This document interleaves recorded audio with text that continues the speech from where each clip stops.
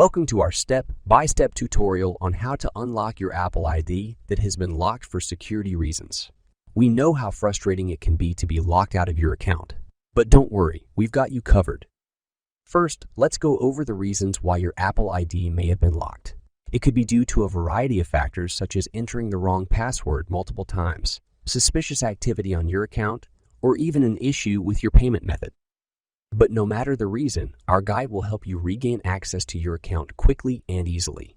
We'll walk you through each step of the process, including how to reset your password, verify your identity, and even contact Apple support if necessary. So if you're ready to unlock your Apple ID and get back to using your device, make sure to follow along with our tutorial. And don't forget to like and subscribe for more helpful tech tips and tricks. Let's get started.